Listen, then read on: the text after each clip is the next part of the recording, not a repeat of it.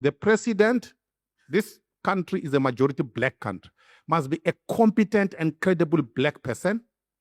The deputy president for the first time since 1994, if we are serious about this project, must be a competent and ethical white. The point is to replace the ANC component in government with a proper group of qualified, trained South Africans. If you don't do that, the DA, let me tell you, forget what Helen was telling you.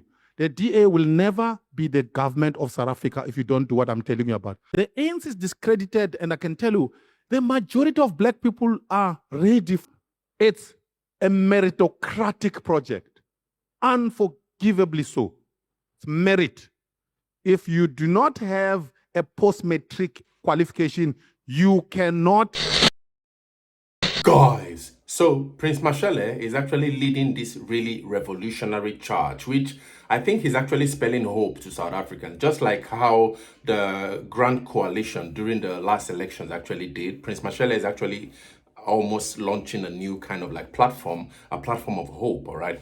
And one of the really important and interesting objectives which this new movement is trying to really push for, because the guy is smart, guys. The guy is really smart, and I see in him a really interesting trajectory for South Africa. He's full of ideas, and if really pursued with the iron fist that a politician actually has. I remember when I was watching one of the documentaries of the former president of Singapore, Lee Kuan Yew. He spoke about how if one must lead the country, a country like Africa, for example, a developing country, into a first world, one must have an iron fist. If Prince Mashele is able to grow that iron kind of fist, an iron will, which a politician of such magnitude would need to transform a country that is so cracked like South Africa, then I think Prince Mashele is actually on a promising footing. One of the things I think I really enjoy when he speaks a lot is about how South Africa must push for a competent president who is black and a competent white vice president. I think that's a really revolutionary idea. It really didn't come to mind that easily, all right? That, he spoke about the fact that South Africa is a black majority company. We have to accept that South Africa is majority black, all right? That's number one.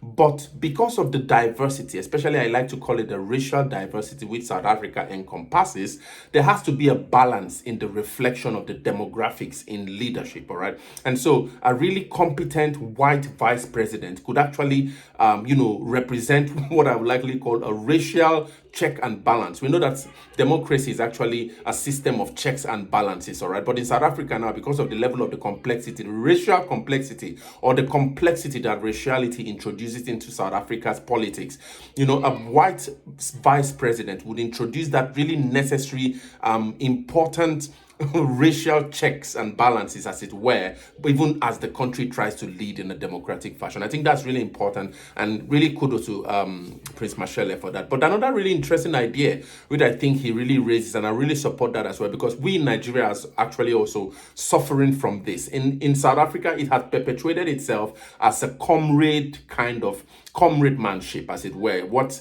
many people I see you call cadre deployment, all right? I learned that first from South Africa, cadre deployment. In Nigeria, it's the case of an ethnic-based kind of like promotion or propagation of responsibilities, where it has to be my person who will put into power, or somebody from my tribe or my ethnicity, all right? Otherwise, I won't feel safe. Prince Mashele argues that if South Africa is able to break through that divide and institute an unapologetic meritocratic culture in governance, South Africa is going to take off. And I think this is a really interesting, important, perspective, because I saw this in Singapore as well. In Singapore's rise, all right, they went for the best of the best, the guys who are at the top of their game. It has to be by leadership, by merit. If you did not know economics, you had no business in the Ministry of Economics. If you did not know science or technology or engineering, you had no business in those sectors. I think that's where we should be, rather than having allegiance to comrades, all right, having this comrade mentality. And I think it's also really driven by this whole notion of a redress, all right, because of the historical errors of the past. But for how long are we going to address these historical errors of the past and the country keeps going down the drain? It's the same thing happening in Nigeria. In Nigeria today, many people are beginning to argue that this has been the worst government ever. The presidency of President Bola Ahmed Tinubu, with lots of killings, a lot of massacres. In Jos, in a city called Jos, about 5 days ago, there was a massacre in a village, I think over 86 people or so, just brutally murdered by what has been called bandits or terrorists, getting into their cities door to door, really, eviscerating anyone they saw. For what reason? Nobody understands. No one can actually put a reason why. Although many people have begun explaining in terms of illegal mining, all right, because of this pursuit for critical minerals. And illegal mining, especially in terms of critical minerals. In fact, I heard today that there's been a hill, I think is it a hill or somewhere in Kenya, where some really interesting critical minerals have been found. I think niobium, that was the first time I heard that mineral. But Africa has all these minerals, and so it appears as though some analysts have been arguing that in pursuit of these kinds of minerals, there have been these kinds of ways of bargaining whereby they strengthen separatist forces or militant forces as a way to get entrance into those minerals. And what do these separatist forces do? They perpetrate violence on the community. And so we really need these kinds of meritocratic kinds of leadership where people who know how to convert minerals into the values to help the nations and the nation state of Africa should be at the helm of affairs. All right, otherwise we'll keep having this pursuit of wealth by indiscriminate and illegal means, and at the end of the day having what we call maybe cadre deployment or whatever to cover up the so these are really interesting ideas. Prince Mashele also goes on to spill a lot of more beans in how he envisages that South Africa can return back to the powerhouse it was, especially in the 70s when Johannesburg used to be known as the city of gold. Let's quickly listen to this really powerful discussion he has with Alec Hogg and how to really bring South Africa back into power, and share your thoughts, guys, in the comments. If English is a mark of education, I'm sure you can tell that I'm relatively educated. 2, I'm not rich, I'm middle class, can afford to look after my children. I'm a consultant. But you see, it is people like me and people like you who must get out of the comfort zone and now go into politics. So, who implements it? It is the highly educated among blacks and the highly educated among whites who must implement this. The president, remember I said about the Africans and the English, the president, this country is a majority black country, must be a competent and credible black person. The deputy president for the first time since 1994, if we are serious about this project, must be a competent and ethical white of the party and of the state. We must inspire both. And when I say black, I also include coloreds and I also include Indians. So how do we do it? Let's put together this group. Number 1, I would be willing to be part of that group. Number 2, and by the way, the list is there. I can tell you the list is there. Number 2, and this is the biggest challenge. So I will be willing to contribute my life. It's a life-changing thing. My life will be on the line. I could be killed. The ANC thugs are not going to fold their arms. So the biggest donor, if I go into it, it will be me. Secondly, those with money must contribute money because politics is expensive.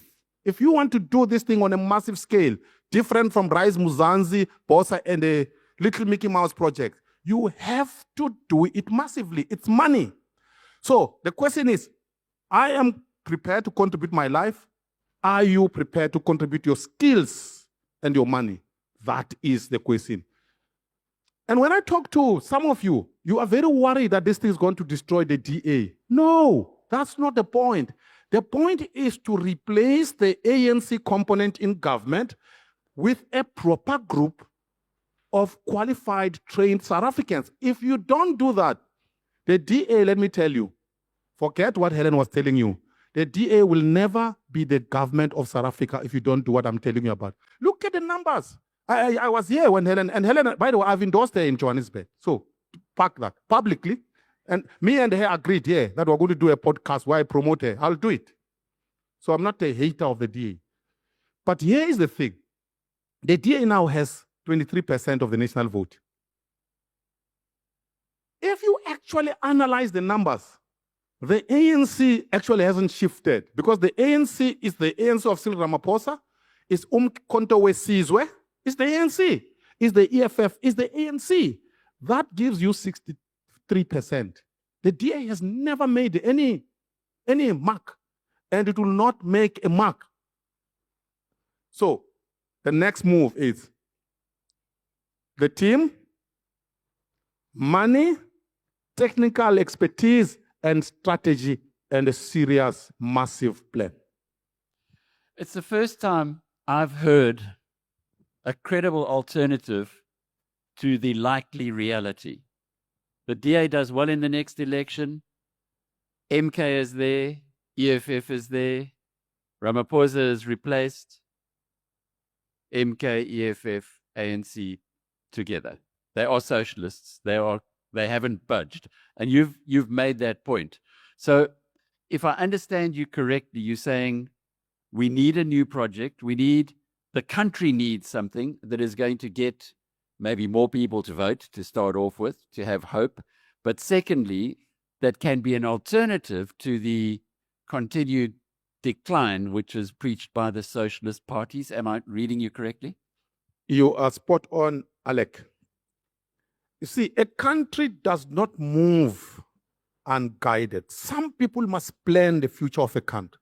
This idea that things will just happen unplanned, it's a dangerous fallacy.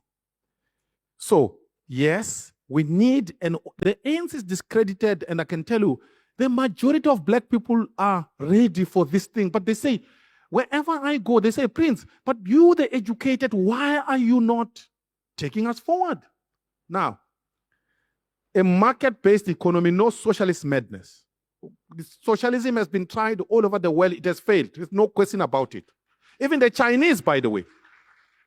Deng Xiaoping had to wait for Mao to die in 1976.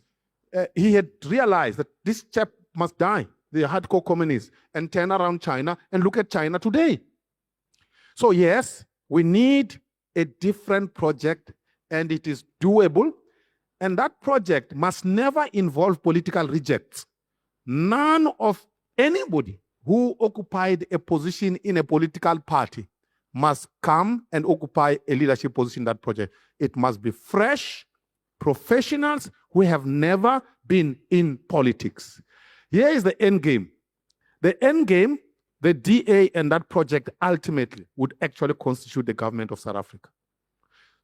So those who are scared that this thing is going to take the DA, no. This project will not cross the 51% mark the first time. But the game is that it must get enough votes, particularly from traditional ANC voters, who, by the way, are middle class who live in the township. In Soweto, Soweto people are middle class people. Tembisa people are middle class people. This is someone who goes to church, who has a husband, who has children. This is the bulk of those who have been voting for the ANC. The bulk of those who have been voting for the EFF are actually those who live in informal settlements. That's why the EFF, it's not growing. Actually, it will decline. And this is what most people actually don't understand. I hope I have answered your question. Is it another Macron? No, it's a well. It depends on, you can use whichever. Look, I have studied projects like this, and I said to you, this project, if you want to understand where was it done and what does it look like, it's Lee Kuan Yew. It is Lee Kuan Yew. There's a book, From Third World to First World. It's a script as to how it's done.